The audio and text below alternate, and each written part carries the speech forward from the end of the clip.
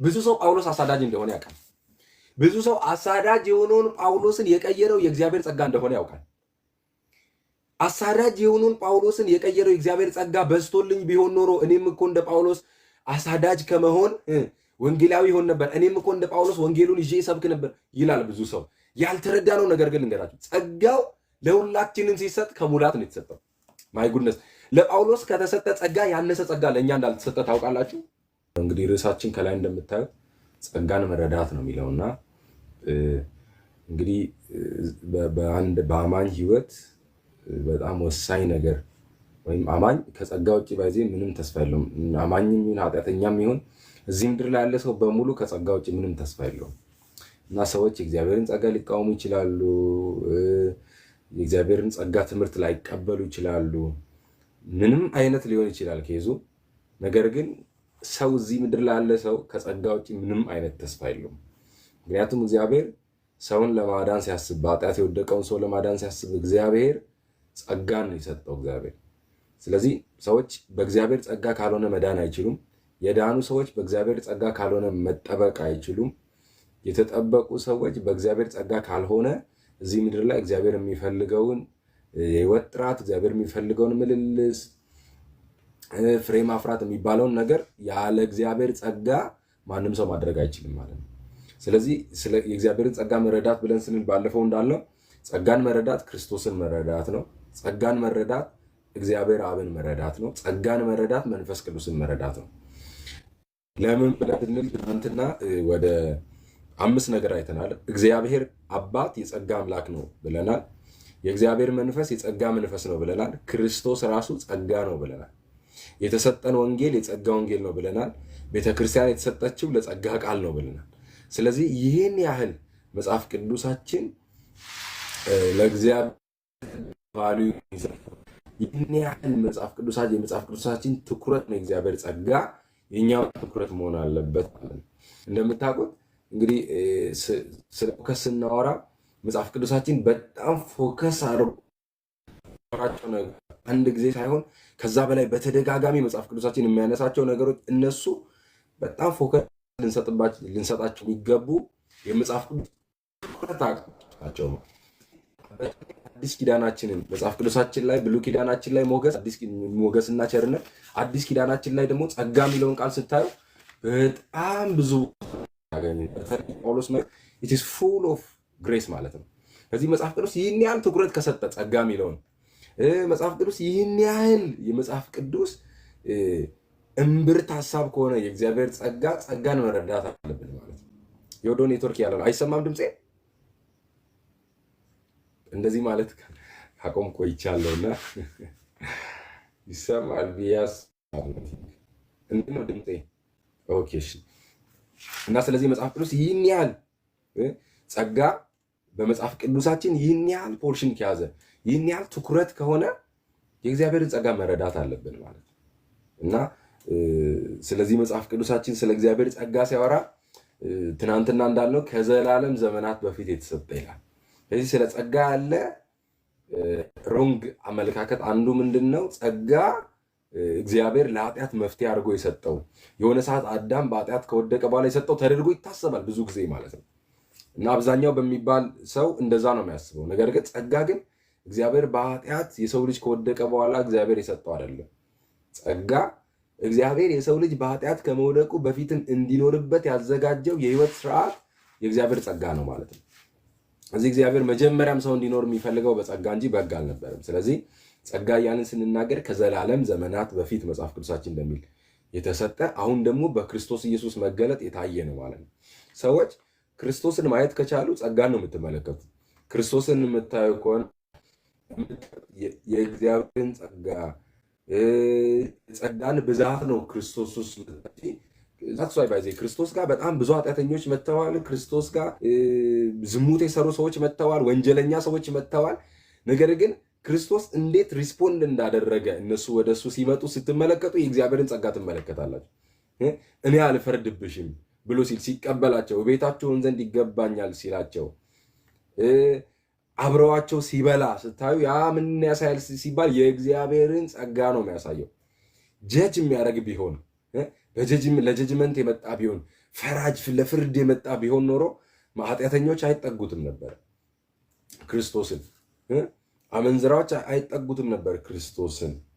ነገር ግን ክርስቶስ ሲመጣ ባለመድኃኒት የሚያስፈልጋቸው ህመምተኞች ናቸዋል። ምክንያቱም እሱ መድኃኒት ሆኖ ነው የመጣው። ስለዚህ ነው ጸጋ መድኃኒት ነው ብለን ምንለው። እዚህ የእግዚአብሔር ጸጋ መድኃኒት ነው። ኃጢአተኛ ሰው ሲያገኝ የእግዚአብሔር ጸጋ ምን ያደርጋል? ያክመዋል፣ ወይም ደግሞ ለሞተው ኃጢአተኛ ህይወት ይሰጠዋል። አሁን ጥያቄው ምን እንደሆነ ልንገራችሁ። ለምሳሌ አንድ በኃጢአት ምክንያት ለሞተ ሰው ሄደን እንዴት የጽድቅን ኑሮ መኖር እንዳለበት ደንብ ብናስረዳው መኖር አይችልም። ለምን ሲባል ዴድ ነው ኦልሬዲ። ስለዚህ ነው በጣም ፌመስ የሆነ አባባል ለሞተ ሰው የሚያስፈልገው ህይወት ነው መጀመሪያ። ስለዚህ ያንን ህይወት ደግሞ ሊሰጠው የሚችለው ምንድን ነው ሲባል የእግዚአብሔር ጸጋ ነው ህይወትን ሊሰጠው የሚችለው። ስለዚህ ይህ እግዚአብሔር ጸጋ ህይወትን ይሰጠውና ይህ እግዚአብሔር ጸጋ የሰጠውን ህይወት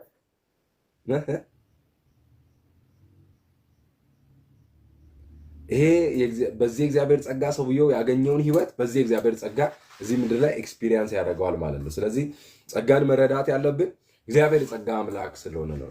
ስለዚህ our God is a God of grace ማለት ነው። እግዚአብሔር የጸጋ አምላክ ነው። በድነት ውስጥ እንደምታውቁት የመንፈስ ቅዱስን ድርሻ እንግዲህ በደንብ ይገባቸዋል ብዬ አስባለሁ። ሰዎች ጌታ ኢየሱስን ከመቀበላቸው በፊት ጀምሮ ኃጢአተኛን ኮንቪንስ ከማድረግ ጀምሮ የመንፈስ ቅዱስ ስራ ነው አይደል? ይወቅሳል ዓለምን በእኔ ስለማያምኑ ነው ብሎ ኢየሱስ ይወቅሳል ዓለምን። ምን ብሎ? በክርስቶስ ኢየሱስ ዓላማ ትክክል እንዳይደለ ዘን ይህን ወቀሳ ተቀብለው ሲመጡ የዳግም ውለቱን ስራ ወይም ዳግም የመውለዱን ስራ በሰዎች የሚሰራው መንፈስ ቅዱስ ነው።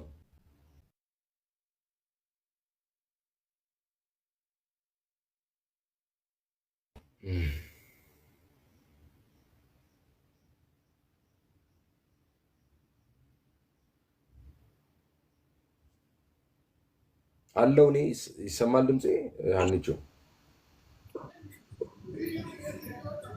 በመሀል ጠፍቶ ነበር ፓስታ። አሁን ግን መጣል። አሁን አለው አይደል? እሺ አለው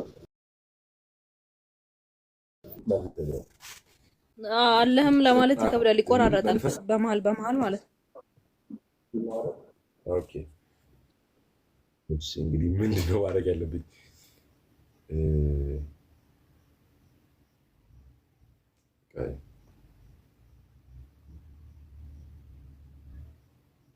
ይሰማል ድምጽ? አሁን ቪዲዮ ደግሞ ቪዲዮ ማብራቱ ጥሩ ስለሆነ ነው።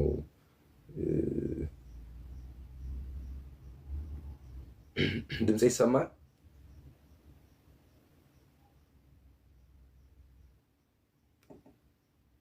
እሺ ድምጽ የሚሰማ ከሆነ ልቀጥል። እሺ እዚህ ስለ መንፈስ ቅዱስ ስናወራ የጸጋ መንፈስ ነው ብለናል። ስለዚህ የመንፈስ ቅዱስ ድርሻ ለምሳሌ በድነታችን ውስጥ የመንፈስ ቅዱስን ድርሻ ስናቅና ስንረዳ አሁንም የጸጋ መንፈስ ነው ስንል እና ይሄ የጸጋ ትምህርት ሞሮፍ በደንብ ይገባናል። ለምሳሌ በድነት ውስጥ የመንፈስ ቅዱስን ድርሻ በዮሐንስ 15 ጀምሮ በእኔ ስለማያምኑ ይወቅሳል። ሰዎች በክርስቶስ ኢየሱስ አለማመናቸውን መንፈስ ቅዱስ ይወቅሳል፣ ኮንቪንስ ይደረጋሉ። ይሄን ሲመጡ በዚሁ መንፈስ ደግሞ ሰው ከዋና ከመንፈስ ዳግም ካልተወለደ አይደል የሚለው። እዚህ ከመንፈስ ምን ይላል? ይወለዳል ማለት ነው። እዚህ መንፈስ ቅዱስ ሰዎችን ኮንቪንስ የማድረግ በኃጢአት ምክንያት በክርስቶስ ኢየሱስ ባለማመን ኃጢአት ምክንያት ካሉበት ጨለማ ኮንቪንስ አድርጓቸው ወቅሷቸው ያመጣቸዋል። የመጡትን ይህን ጥሪ የተቀበሉ ሰዎችን ደግሞ ዳግም የሚወለዱት በመንፈስ ቅዱስ በኩል ነው ማለት ነው። ስለዚህ ይህንን መንፈስ መጽሐፍ ቅዱሳችን ምን ይለዋል? የጸጋ መንፈስ ይለዋል ማለት ነው።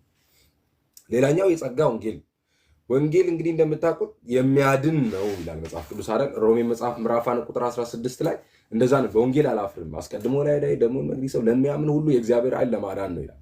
ስለዚህ በወንጌል ውስጥ የሚገለጠው ኃይል ምን አይነት ኃይል ነው ሲባል የማዳን ኃይል ነው። ይሄ ወንጌል ደግሞ ምን አይነት ወንጌል ነው ስንል መጽሐፍ ቅዱሳችን ሐዋርያት ሥራ 20:24 ላይ የጸጋ ወንጌል ነው ይላል። ስለዚህ ሰዎችን የማዳን አቅም የተቀመጠው ምን ውስጥ ነው ሲባል እዚህ ወንጌል ውስጥ ነው። ይሄ ወንጌል ደግሞ የጸጋ ወንጌል ነው ማለት ነው። ስለዚህ ጸጋን መረዳ ወሳኝ እናገኘዋለን ማለት ነው። ስለዚህ ጸጋ ላይ ማዋጣት አንችልም ምናምን የሚሉ ነገሮችን አውርተናል። ዛሬም ግን እናነሳለን እንደዚህ አይነት ነገሮችን። እስቲ ቆላሲያስ ምዕራፍ 1 ከቁጥር 6 እንጀምር። የዛሬውን ደግሞ ከቆላሲያስ ምዕራፍ 1 ቁጥር 6 በጣም ፓወርፉል ነገር ነው የምታዩት እዚህ ጥቅስ ላይ ማለት ነው። እንዲህ ይላል ቆላሲያስ 1 ከ6 ጀምሮ እስቲ ትንሽ ነገር ልበል። ይህም በዓለም ሁሉ ደግሞ እንዳለ ወደ እናንተ ደርሷል፣ የእግዚአብሔርንም ጸጋ በእውነት ካወቃችሁበት ቀን ጀምሮ በእናንተ ደግሞ እንዳለ እንዲህ በዓለም ፍሬ ያፈራል ያድግማል ይላል። ይህንን ቃል አስተውላችሁታል? ቅዱሳን የእግዚአብሔርን ጸጋ ምን ካላችሁበት ከሰማችሁበትና ካወቃችሁበት፣ ወይም በአዲስ ወደኛ ትርጉምና ሌሎች ትርጉሞችን ማየት ትችላላችሁ፣ ከተረዳችሁበት ጊዜ ጀምሮ። ስለዚህ የእግዚአብሔርን ጸጋ ሰምተዋል የቆላሲያስ ሰዎች። ከኤጳፍራ ነው የቆላሲያስ ሰዎች ይህንን የተረዱት የሰሙት። ከዛ ቀን ጀምሮ ይላል በእናንተ እንዳለ እንዲህ በዓለም ፍሬ ያፈራል ያድግማል ይላል። ስለዚህ ስለ ጸጋ ወንጌል ስናስብና የጸጋን ወንጌል ስለመረዳት ስናወራ አንድ መረዳት ያለብን ነገር ምንድነው? ሰዎች ዘሞመንት የጸጋን መልእክት ወይም የእግዚአብሔርን ጸጋ ከተረዱ ሰዓት ጀምሮ ይሄ እግዚአብሔር ጸጋ በሰዎች ውስጥ ኦፕሬት ማድረግ ይጀምራል። ፍሬ ማፍራትን ይጀምራል። መንፈሳዊ ህይወታቸው ሰዎች ማደግ ይጀምራል።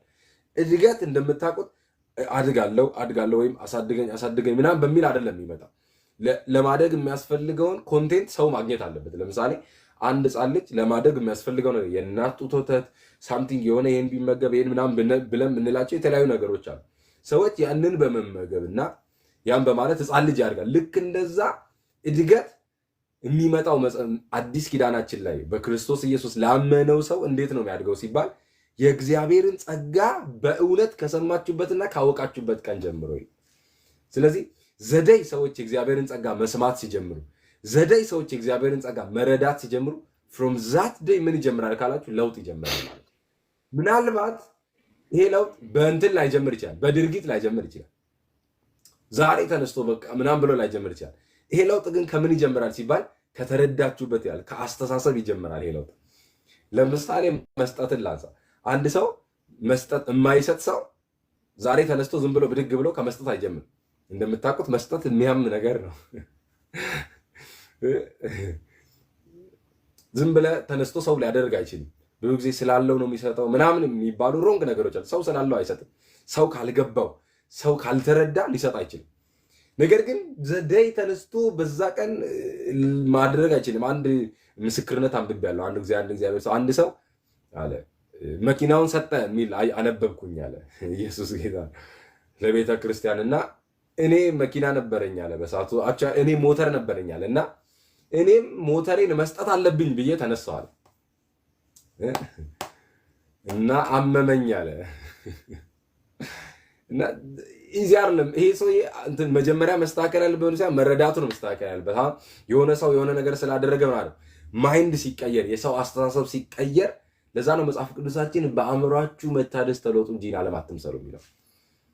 መጽሐፍ ቅዱሳችን ለውጥ የሚጀምረው ይህን ዓለም ካለመምሰል ይሄ ዓለም ከሚያደርገው ከድርጊት አይደለም። ለውጥ የሚጀምረው ከአስተሳሰብ ነው።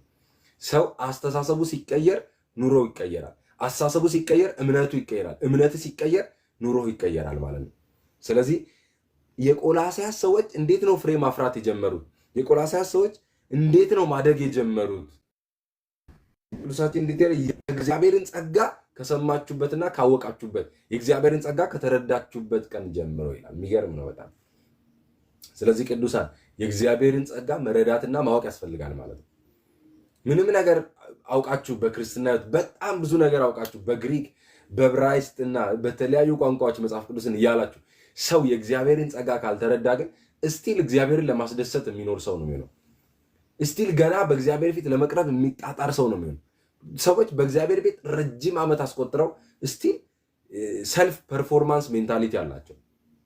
ወይም እኔ በማደርገው ነገር ነው በእግዚአብሔር ፊት የምቀርበው፣ እኔ በማደርገው ነገር እግዚአብሔርን አስደስታለሁ የሚል ይሄ ፐርፎርማንስ ቤዝድ የሆነ ሜንታሊቲ አላቸው። ስንት ዓመት ያገለገልከው ስትለው ግን ረጅም 25 ዓመት ሆኖኛል፣ 50 ዓመት ሆኖኛል በእግዚአብሔር ቤት ይላል። እስቲል ግን እንዴት ነው የሚመላለሰው ከተባለ አንተስ የእግዚአብሔርን ጸጋ ከተረዳ ዛሬ መተህ ሊሆን ይችላል። ተመልከቱ። ያ እኮ ታላቅ ልጅ ነው ይላል ሉቃስ 15 ላይ ትናንት ስናየው ነበር። ታላቅ ልጅ ነው ይላል እኮ ታላቅ ነው፣ ነገር ግን አልተረዳም። ስለዚህ ምን ይላል? እኔ እንደዚህ ሳረግ እኔ እንደዛ ሳረግ የሚል ሜንታሊቲ ያለው ማለት። እስማኤል በአብርሃም ቤት ውስጥ የቀደመ ነው፣ ነገር ግን ይስሐቅ እንዴት በስጦታ ነገሮችን ሲቀበል እንደነበረ መጽሐፍ ቅዱሳችን ላይ ትመለከታለች። ስለዚህ ይህንን ስትመለከቱ አሁን ከቆይታ ከምናምን ሳይሆን ከአንደርስታንዲንግ ነው ወሳኝ ነገር። ስለዚህ እግዚአብሔርን ጸጋ መረዳት እና በዛ አንደርስታንዲንግ መመላለስ ያስፈልጋል ማለት እንዲህ ያል ከተወደደ ከእኛም ጋር አብሮ ባሪያ ከሆነው ከኤጳፍራ እንዲህ ተማራችሁ፣ እርሱም ስለ እናንተ ታማኝ የክርስቶስ አገልጋይ ነው ይላል። ኢየሱስ ጌታ ነው። እግዚአብሔር አሁን ለኢትዮጵያ ቤተክርስቲያን ምንድን ነው የሚያስፈልገው? ፐርሰናሊ ለእኔ ማን ያስፈልገኛል ብላችሁ ካላችሁ ኤጳፍራ ነው የሚያስፈልገን።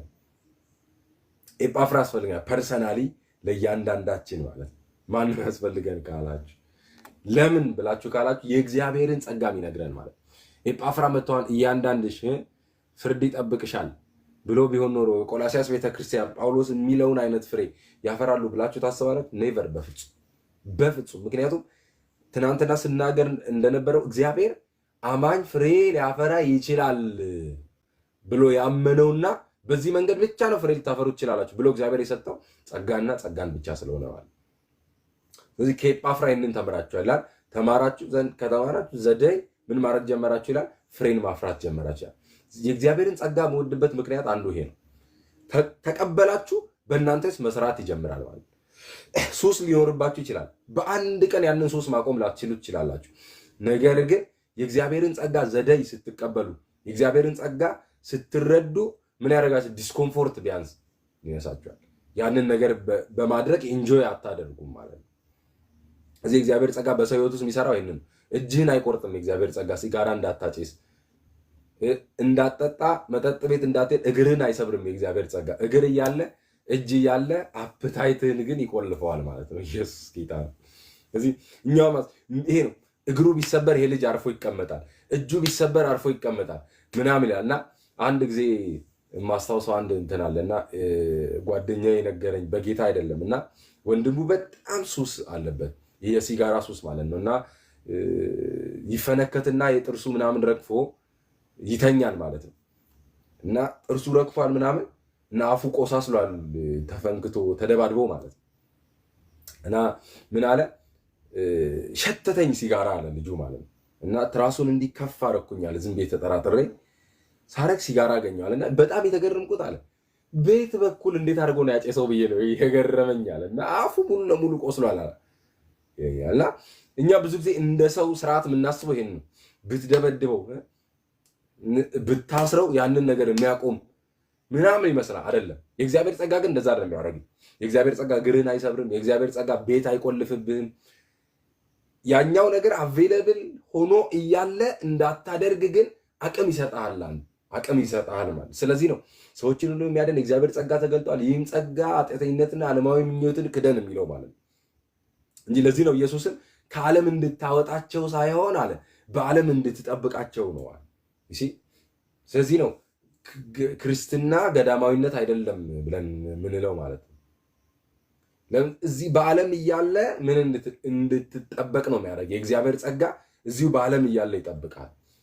ሲጋራ አተህም እኮ ካላጨስክ እኮ ስላጣህ ነው ያላችሁ። ማንም ሰው ከሌለ ድሮ ምን ታመጣለህ?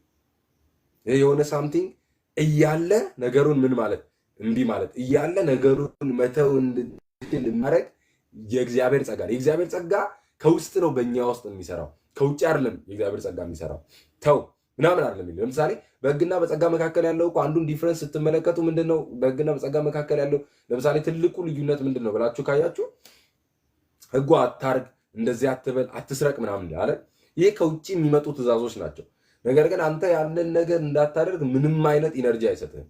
ስለ እግዚአብሔር ጸጋ ስናወራ ግን በአንተ ውስጥ ሆኖ የሚሰራ የእግዚአብሔር አቅም ነው። ጸጋ ከሰው አይነሳም። ጸጋ ከእግዚአብሔር ነው የሚነሳው።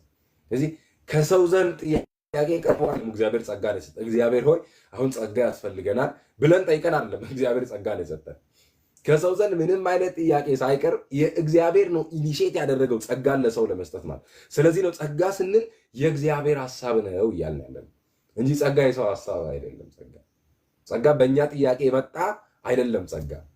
ጸጋ እንዲሁ ከእግዚአብሔር ዘንድ የመጣ እንዲሁ ከእግዚአብሔር መልካምነት ከእግዚአብሔር አንኮንዲሽናል የሆነ ወይም በእኛ ምንም አይነት ቅድመ ሁኔታ ላይ ካልተመሰረተ የእግዚአብሔር መልካምነት የተደረገ ነገር ነው የእግዚአብሔር ጸጋ ማለት ነው።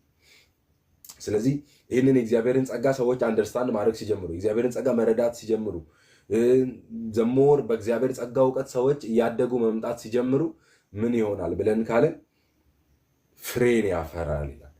በዓለም ፍሬን ያፈራል ያድግማል ይላል። ፍቅራችሁ ተሰምቷል ይላል። የሚገርማችሁ በመንፈስ ስለሚሆን ስለ ፍቅራችሁ አስታወቀን እያለ ፖል በቆላሲያስ ሰዎች ዘንድ የእግዚአብሔር ጸጋ የሰራውን ነገር እያነሳ እግዚአብሔርን ሲያመሰግን ትመለከታላችሁ። ምንድን ነው በእነዚህ ሰዎች ዘንድ ይህንን መልካም ነገር የሰራው ይህንን ፍሬ እንዲያፈሩ? ይኸውላችሁ በክርስትና ህይወት ፍሬ ስለማፍራት በክርስትና ህይወት ስናወራ ባይዘ ዶንት ቲንክ ባይዘወይ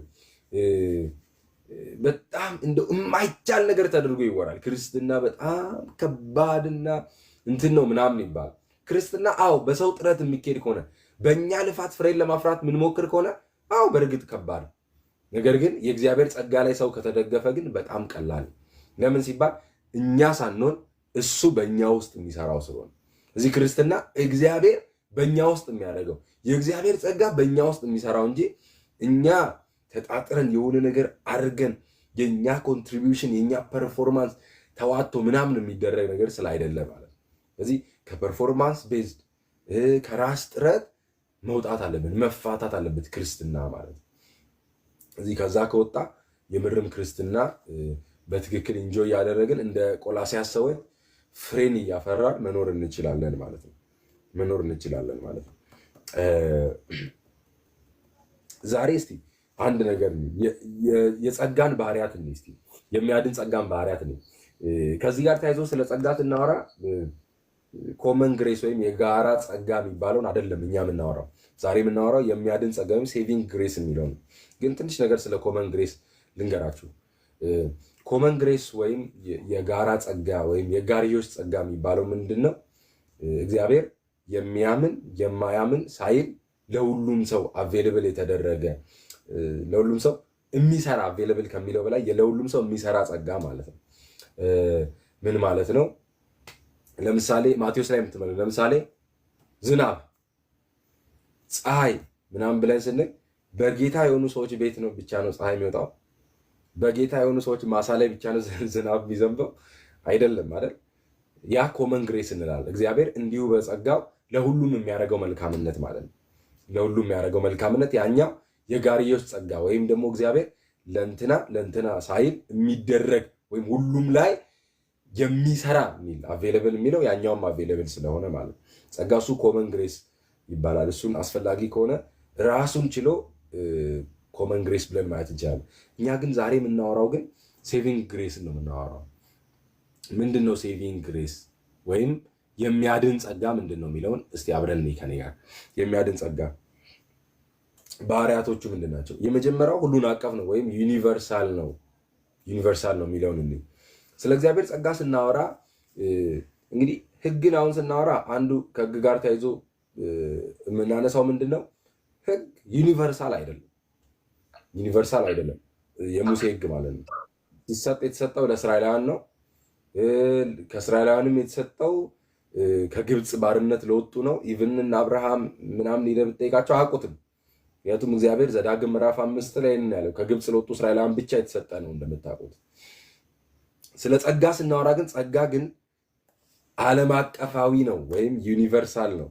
ቲቶ ምዕራፍ 2 ቁጥር 11 ላይ ይህን አለን። ስለ ጸጋ እንግዲህ ሲወራ በደንብ ሊወራ የሚችል አንዱ ይሄ ነው። ሰዎችን ሁሉ የሚያድን የእግዚአብሔር ጸጋ ተገልጧል ይላል። ይህ ስለ ጸጋ ስናወራ አንድ መረዳት ያለብን ምንድነው? ሰዎችን ሁሉ የሚያድን ወይም ደግሞ ይህ እግዚአብሔር ጸጋ አቬይለብል የተደረገውና ለማዳን እንዲሆን የተሰጠው ለማን ነው ሲባል ለሰዎች ሁሉ ነው የተሰጠው። ሰዎችን ሁሉ የሚያድን የእግዚአብሔር ጸጋ ተገልጧልና ይላል። ስለዚህ ጸጋ የሚገባው ነው። ይሄኛው እንትና ይገባዋል፣ እንትና አይገባትም፣ ምልልሷ ጥሩ አይደለም የሚባል ምንም አይነት ነገር የለም። ስለ ጸጋ ስናወራ ጸጋ ለሁሉም ሰው አቬይለብል ነው። ጸጋ እግዚአብሔር እንደውም ጸጋ እኮ የተሰጠው ለኃጢአተኛ ነው እንደውም እንበል ካልን በደንብ ጠልቀን እንደውም ስለ እግዚአብሔር ጸጋ ስናጠና ጸጋ እኮ ኃጢአተኛን ለማዳን የተሰጠ ነው አይደል? ስለዚህ የእግዚአብሔር ጸጋ ተሰጥቶኝ ቢሆን ኖሮ እንደው ጸጋ እግዚአብሔር አብዝቶልኝ ቢሆን ኖሮ የሚባል ነገር የለም። እግዚአብሔር ጸጋን ያልሰጠው ሰው የለም። እዚህ ጸጋን አልተቀበልኩም ብሎ እግዚአብሔርን ብሌም ማድረግ የሚችል ማንም ሰው የለም። ስለዚህ ስለ እግዚአብሔር ጸጋ ስናወራ የመጀመሪያው የጸጋ ባህሪያት ዩኒቨርሳል ወይም ሁሉን አቀፍ ነው። ወይም ሁሉም ሰው የእግዚአብሔር ጸጋ ተሰጥቶታል። ግን እዚህ ጋር ጥያቄ የምናነሳው ሁሉም ሰው ተቀብሏል ወይ የሚለውን፣ ምክንያቱም ለተቀበሉት ስለሆነ ማለት ነው። ስለዚህ ጸጋ የማይገባው የሚባል ጸጋ ያልተሰጠው የሚባል ሰው የለም ማለት ነው። ይህ ጸጋ የማይገባን ነው፣ አንዲዘርቭድ ነው፣ ግን ተሰጥቶናል። ጸጋ አይገባንም ብለን ስንል አልተሰጠንም እያልን አይደለም። ጸጋ አይገባንም ብለን ስንል የሰው ልጅ ካለበት የኃጢአት ዝቅጠት፣ የሰው ልጅ ከገባበት የኃጢአት ውድቀት የተነሳ ምንም አይነት የእግዚአብሔር መልካምነት የማይገባው ነው የሰው ልጅ። ስለዚህ ከዚህ አንጻር የማይገባው ነው እንላለን። ነገር ግን ለዚህ ለማይገባው ሰው ደግሞ እግዚአብሔር ጸጋውን ሰጥቷል። ስለዚህ ጸጋ የተገባን ስለማይገባን ነው ብላችሁ መያዝ ትችላላችሁ ማለት ነው። በደንብ አንደርስታንድ ለማድረግ እቺ አገላለጽ ጥሩ ትመስለኛለች። እና ጸጋ የተገባን ስለማይገባን ነው። ወይም አንድ ሰው ጸጋን ለመቀበል የሚገባኝ መቼ ነው ብሎ ሲል መጥፎ ነገሮችን ልታነሱ የምትችሉት ስለዛ ሰው ማለት ነው። ስለዚህ ጸጋ በኃጢአት ምክንያት የወደቅን ስለሆንን በኃጢአት ምክንያት እግዚአብሔር ጋር መቅረብ የማንችል ስለሆንን የእግዚአብሔር ጸጋ ተገብቶናል እኛን ለማዳን ስለመጣ ማለት። ስለዚህ የእግዚአብሔር ጸጋ ሰዎችን ሁሉ ያካተተ ነው። እዚህ እግዚአብሔር ጸጋውን ለሰዎች ሁሉ ነው የሰጠው የሚለው የመጀመሪያው የእግዚአብሔር የሚያድን ጸጋ ባህሪ አንዱ የመጀመሪያው እሱ ነው። ሁሉን አቀፍ ወይም ዩኒቨርሳል ነው የሚለው። ሁለተኛው ስለ ጸጋ ስናወራ የሚሰራ ነው የሚል የእግዚአብሔር ጸጋ የሚሰራ ነው ወይም አክቲቭ ነው የሚል ነው። አክቲቭ ነው። ስለዚህ የእግዚአብሔር ጸጋ የሚሰራ ነው አክቲቭ ነው ብለን ስንል ሰዎችን ሁሉ የሚያድን የእግዚአብሔር ጸጋ ተገልጧል ብለን ስናወራ ሞዴሬተሮች ገስቱን ሙሉት። እሺ አክሴፕት አድርጉ። ለእንትን ጥሩ ስለሆነ ማለት ነው። ለኔትወርክም አክሴፕት አድርጉ። እኔ ስለሚያሳየኝ ነው እዚህ ጋር ገስት ነው እና ሰዎችን ሁሉ የሚያድን የእግዚአብሔር ጸጋ ተገልጧል። የእግዚአብሔር ጸጋ አክቲቭ ነው ብለን ስናወራ ምን እያለ እንደሆነ ልንገራችሁ። ሰዎች ይህንን የእግዚአብሔርን ጸጋ ከተቀበሉ በእርግጥ ምን ይላሉ? ይድናሉ ብለን እያለን ስለ እግዚአብሔር ጸጋ አክቲቭ ነው ብለን ስንል ማለት ነው። ስለዚህ ይህን ጸጋ የተቀበለ ሰው በሙሉ በክርስቶስ ቤዛነት የተሰራውን ያንን ጥቅም ተካፋይ ይሆናል። የዛ ጥቅም ተቀባይ ይሆናል። ስለዚህ ጸጋውን ተቀብያለሁ፣ ነገር ግን አልዳንኩም ሰው ማለት አይችልም።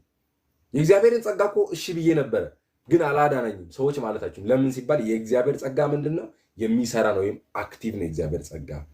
ስለዚህ ይህንን ጸጋ ሰዎች ሲቀበሉ ይድናሉ፣ ይጸድቃሉ። ይህን ጸጋ ሰዎች ሲቀበሉ ይቀደሳሉ። ይህንን ጸጋ ሰዎች ሲቀበሉ የእግዚአብሔር ልጅ ይሆናሉ ማለት ነው። ሶስተኛው የእግዚአብሔር ጸጋ እውነተኛ ነው። ዋው ዲስ ኢዝ በጣም ፓወርፉል። አንደኛ ጴጥሮስ ምዕራፍ 5 ከቁጥር 12 እንደዚህ ይላል፣ እየመከርኳችሁና ይህንን ትናንትናም አይተናል አይደለ? እየመከርኳችሁና የምትቆሙባት ጸጋ እውነተኛ የእግዚአብሔር ጸጋ እንድትሆን እየመሰከርሁላችሁ የታመነ ወንድም እንደሆነ በቆጠርኩት በስልዋኖስ እጅ ባጭሩ ጽፌላችኋለሁ ይላል። ስለዚህ አሁን አማኝ የቆመበትን ጸጋ መጽሐፍ ቅዱሳችን ምንድን ነው የሚለው ሲባል እውነተኛ ጸጋ ነው ይላል። ስለዚህ አሁን ወደ ቆምንበት ወደዚህ ጸጋ በእምነት መግባትን አግኝተናል ምናምን እያለ ጳውሎስ የሚናገረው ያዳነን ጸጋ እሱ እውነተኛ ጸጋ ነው። ስለዚህ ሰው ጸጋን ተቀብያለሁ ግን አልዳንኩም ካለ ያ እውነተኛ ጸጋ አይደለም። ያ ሌላ ጸጋ ነው። መጽሐፍ ቅዱሱ የማይለው ጸጋ ነው ወይም ሴቪንግ ግሬስ አይደለም ማለት ነው። ሌላኛውና አራተኛው የእግዚአብሔር ጸጋ ፍቱን ወይም ኢፌክሽየስ ነው ወይም ኢፌክቲቭ ነው የእግዚአብሔር ጸጋ። ይሄ ሮሜ መጽሐፍ ምዕራፍ 5 ላይ ሮሜ መጽሐፍ ምዕራፍ 5 ከቁጥር 20 እና 21 እንመልከት። በደልም እንዲበዛ ሕግ ጭምር ገባ፣ ዳሩ ግን ይላል ኃጢአት በበዛበት ኃጢአት በሞት እንደነገሰ እንዲሁ ደግሞ ጸጋ ከጌታችን ከኢየሱስ ክርስቶስ የተነሳ በጽድቅ ምክንያት ለዘላለም ሕይወት ይነግስ ዘንድ ጸጋ ከመጠን ይልቅ በለጠ ይላል። ስለዚህ የእግዚአብሔር ጸጋ ኢፌክቲቭ ነው ስንል አክቲቭ ነው ከሚለው ጋር ኦልሞስት ተመሳሳይ ነው። ይህም እያለ ምንድነው በአማኙ ህይወት ውስጥ ጸጋ የመጣበትን ያንን ግብ ያደርገዋል ወይም ያሳካዋል። ሰውየውን ለማዳን ከሆነ ጸጋ የመጣው ያድነዋል፣ ለመቀደስ ከሆነ ይቀድሰዋል፣ የእግዚአብሔር ልጅ ለማድረግ ከሆነ ያደርገዋል። ኢፌክቲቭ ነው የእግዚአብሔር ጸጋ። ኢፌክቲቭ ስንል ከአክቲቭ ከሚለው ጋር ምንድነው ልዩነቱ? አንደኛው አክቲቭ ነው ስንል የጸጋውን አቅም ነው የምናወራው። ኢፌክቲቭ ነው ስንል ግን የጸጋው በእኛ ህይወት ውስጥ ያንን አድርጎታል የሚለውን ወይም በእኔ ህይወት ውስጥ ሆኗል የሚለውን ማለት ነው። እንዴት አድርጌ ላስረዳችሁ? ለምሳሌ 1,000 ብር ቢኖራችሁ ያ 1,000 ብር የመግዛት አቅሙን ስናወራ አክቲቭ ነው እንላለን። በዛ 1,000 ብር ሄጄ ስገዛ ግን ኢፌክቲቭ ነው የምንለው ያለው። አገኛችሁ? ስለዚህ የእግዚአብሔር ጸጋ አክቲቭ ነው ስንል የማዳን አቅም አለው ወይም ያንን ሰዎች ቢቀበሉ ምን ይላሉ? ይድናሉ ነው። ስለ እግዚአብሔር ጸጋ ኢፌክቲቭነስ ወይም ደግሞ ስለ እግዚአብሔር ጸጋ ውጤታማነት ወይም ደግሞ ፍቱን ነው የሚለውን ስናወራ ደግሞ ሰውየውን አድኖታል ነው። ስለዚህ አንድ የእግዚአብሔርን ጸጋ የተቀበለ ሰው ድኛለው ብሎ መናገር ይችላል። ለምን ሲባል because the grace of God is effective ማለት ነው። በዛ ሰው ህይወት ውስጥ ምን ሆኗል? ተግባራዊ ሆኗል ማለት ነው። ጥሩ አማርኛ ያገኘውለት ተግባራዊ ሆኗል ብለን ማለት እንችላለን ማለት። ስለዚህ የእግዚአብሔርን ጸጋ እነኚህን አራቱን ባህሪያት መረዳት ያስፈልጋል ማለት ነው። ሴቪንግ ግሬስ የሚለው የሚያድን ጸጋ አንደኛ ዩኒቨርሳል ነው ወይም ዓለም አቀፋዊ ነው። የሚያድን ጸጋ ሁለተኛ የሚሰራ ነው ወይም አክቲቭ ነው። ሶስተኛ የእግዚአብሔር ጸጋ እውነተኛ ነው ወይም ትሩዝ ነው። አራተኛ የእግዚአብሔር ጸጋ ፍቱን ነው ወይም ኢፌክቲቭ ነው ብለናል ማለት ነው። ስለዚህ በዚህ የእግዚአብሔርን ጸጋ መረዳት በደንብ ያስፈልጋል ማለት ነው። ስለ ጸጋ ማወቅ ያለብን መሰረታዊ 8 ነገሮችን ልንገራችሁ እና ጊዜ ከበቃኝ 8ቱን እንጨርሳለን። ካልሆነም ችግር የለውም አያስቸኩለንም። ሊፕስቲክ የቀረውን እናወራለን ማለት ነው። ስለ እግዚአብሔር ጸጋ ምንድን ነው ማወቅ ያለብን? አሁን መረዳት አለብን ብለን ስንል ምንድን ነው መረዳት ያለብን? ስለ እግዚአብሔር ጸጋ ምንድን ነው መረዳት ያለብን የሚለውን አንደኛ ቅድም ስናወራ እንደነበረው ለሚያምኑት ሁሉ እኩል የእግዚአብሔር ጸጋ ተዘርግቷል። አሁን ጸጋ ስንል ስለ ጸጋ ስጦታ አይደለም እያወራን ያለ ነው። ስለ ጸጋ ስጦታ ወይም ጸጋ ስጦታ ትንቢት፣ ማስተማር ዋትኤቨር ጸጋ ስጦታ ብለን የምንላቸው ስለነሱ አይደለም እያወራን ያለ ነው። ስለ ሴቪንግ ግሬስ ነው እያወራን ያለ ነው። ሴቪንግ ግሬስ ነው ኤፌሶን ምዕራፍ 2:8 ጸጋው በእምነት አድኗቸዋል ስለተባለው ስለዛ ጸጋ ነው የምናወራው ማለት እና እነኝህን እኔ የነገርኳችሁን ለምሳሌ ቅድም ባህሪያቶቹ በጣም ዲፕ ናቸው። አጥኗቸው ጻፏቸውና ማለት ነው። እዚህ እኩል የእግዚአብሔር ጸጋ ተዘርግቷል። ለማን ሲባል? ለሁሉም ሰው እኩል ተዘርግቷል ስንል በረከት የበለጠ ጸጋ የወዶ ትንሽ አነስ ያለ ጸጋ አይደለም የተሰጠው። ሁላችንም እኩል የሆነ የእግዚአብሔር ጸጋ ተሰጥቶናል ነው። አንደኛው መሰረታዊ መረዳት ያለብን ይህንን የምታገኙት ዮሐንስ ወንጌል ምዕራፍ 1:16 ላይ እንዲህ ይላል፣ እኛ ሁላችን ከሙላቱ ተቀብለን በጸጋ ላይ ጸጋ ተሰጥቶናል። ዮሐንስ ወንጌል ምዕራፍ 1:16 እኛ ሁላችን ከሙላቱ ተቀብለን በጸጋ ላይ ጸጋ። እኛ ሁላችንም የተቀበልነው ከምን ነው ሲባል ከሙላቱ ነው። ለዮዶ የሆነች ትንሽዬ ለአስቼ የሆነ ያህል ከሙላት አይደለም። ሁላችንም ይህንን የእግዚአብሔርን ጸጋ ስንቀበል ሁላችንም የተቀበልነው ከምኑ ነው ሲባል ከሙላቱ ነው። ስለዚህ ያን ነገር ልንገራችሁ፣ ይሄ እግዚአብሔር ጸጋ ዮዶን ከቀየረው አትጠራጠር፣ አንተንም ይቀይራል የእግዚአብሔር ጸጋ። ለምን ሲባል እኩል ማይ ጉድነስ ዲስ ኢዝ ፓወርፉል። በጣም ቅዱሳን አይ ዶንት ኖ እንዴት እየሰማችሁ እንዳለ አላውቅም። ይሄ በጣም ፓወርፉል ነገር ነው። ይላል ለምሳሌ በአብርሃም ህይወት ውስጥ የእግዚአብሔር ጸጋ መጥቶ አብርሃምን ከቀየረው አብርሃም ስላቸው የመጽሐፍ ቅዱሱን አብርሃም ይሄን አሁን የምናውቃት ዮዶ ስላውን ዮዶን ስለማታውቁት ዮዶን ምን ያህል ቀይሮታል የሚለው መጽሐፍ ቅዱሳችን ላይ የአብርሃምን ህይወት የእግዚአብሔር ጸጋ እንደቀየረው የምታምኑ ከሆነ የኖህን ህይወት የቀየረው ወይም ኖህ በእግዚአብሔር ፊት ሞገስ እንዲያገኝ ያደረገው የእግዚአብሔር ጸጋ እንደሆነ የምታምኑ ከሆነ ይሄ እግዚአብሔር ጸጋ አንተ ጋር ሲመጣ ዘሴም ብዙ ሰው ጳውሎስ አሳዳጅ እንደሆነ ያውቃል። ብዙ ሰው አሳዳጅ የሆነውን ጳውሎስን የቀየረው የእግዚአብሔር ጸጋ እንደሆነ ያውቃል። አሳዳጅ የሆነውን ጳውሎስን የቀየረው የእግዚአብሔር ጸጋ በዝቶልኝ ቢሆን ኖሮ እኔም እኮ እንደ ጳውሎስ አሳዳጅ ከመሆን ወንጌላዊ ይሆን ነበር። እኔም እኮ እንደ ጳውሎስ ወንጌሉን ይዤ ሰብክ ነበር ይላል ብዙ ሰው። ያልተረዳነው ነገር ግን ልንገራችሁ፣ ጸጋው ለሁላችንም ሲሰጥ ከሙላት ነው የተሰጠው። ማይ ጉድነስ፣ ለጳውሎስ ከተሰጠ ጸጋ ያነሰ ጸጋ ለእኛ እንዳልተሰጠ ታውቃላችሁ። ሰይጣን እንደዚህ ነው የሚያደርገው እና ያወዳድራል። በቃ ይሄ ማወዳደር እንትናል። ለእንትና የተሰጠው ጸጋ ብዙ ነው፣ እሱ ተሰጥቶኝ ቢሆን ኖሮ እኮ ለእሱ እኮ የሰራው እኮ እንደው ለእኔ ሰርቶ ቢሆን አይደለም። ጳውሎስ እንደውም እንደዚህ ይላል ጢሞቴዎስ ላይ ምሳሌ ይሆን ዘንድ ለሌሎች ምሳሌ ይሆን ዘንድ ምን አለ? እኔ ጸጋን ተቀበልኩኝ፣ ከኃጢአተኛ ዋና ነበርኩኝ ያለ። ነገር ግን ከኃጢአተኛ ዋና የሆነን ሰው እግዚአብሔር ሐዋርያ ማድረግ ይችላል። የእግዚአብሔር ጸጋ የሚለውን ትረዳ ዘንድ አለ ምን አረኩኝ አለ? ምሕረትን ተቀበልኩ፣ ጸጋን ተቀበልኩ፣ ቸርነትን ተቀበልኩኛል። አይገርም? ስለዚህ ያ ደሴም ግሬስ ተቀብለሃል አንተ። ስለዚህ በኢየሱስ ስም ይሄ ጸጋ በእኛ ህይወት ውስጥም ይሰራል። አሜን። ያ በጌታ በኢየሱስ ስም በእኛ ህይወት ውስጥም this very same grace ይሰራል ማለት ነው እንጂ እግዚአብሔር ለጳውሎስ የሆነ ለጴጥሮስ ደግሞ የተሰጠው ብለን ደግሞ ለእኛ ደግሞ የሆነ አሳንሰን በፍጹም እንዳጠን። የእግዚአብሔር ጸጋ እኩል ነው የተሰጠን። የእግዚአብሔር ጸጋ የተለየ የተሰጠው የእግዚአብሔር ጸጋ የለም፣ ሰው የለም። ለየት ያለ የእሱ ይለያል የሚባል ጸጋ የተሰጠው ሰው የለም። ብዙ ጊዜ እንደዛ ነው። የእሱ ይለያል፣ አቤት የእሷ ይለያል፣ ለእሷ ይበዛላት ጸጋ ምናምን አይደለም። እኛ ሁላችን ተመልከቷ። ጥቅሱን አንድ ሰው እስቲ አስቀምጦልኝ፣ ዮሐንስ ወንጌል ምዕራፍ 1 ቁጥር 16 አንድ ሰው ያስቀምጥልኝ እስቲ። እኛ ሁላችን ከምኑ ተቀበል? ከሙላቱ። ስለዚህ ሁላችንም የተቀበልነው ፍሮም ሂዝ ፉልነስ ነው የተቀበልነው። ጳውሎስ እንዴት ነው የተቀበልከው? ከሙላቱ። ዮሐንስ እንዴት ነው የተቀበልከው? ከሙላቱ። አንድ በጣም እየተንገዳገደ ያለ ክርስቲያን አለ። እሱም ከሙላቱ ነው የተቀበለው።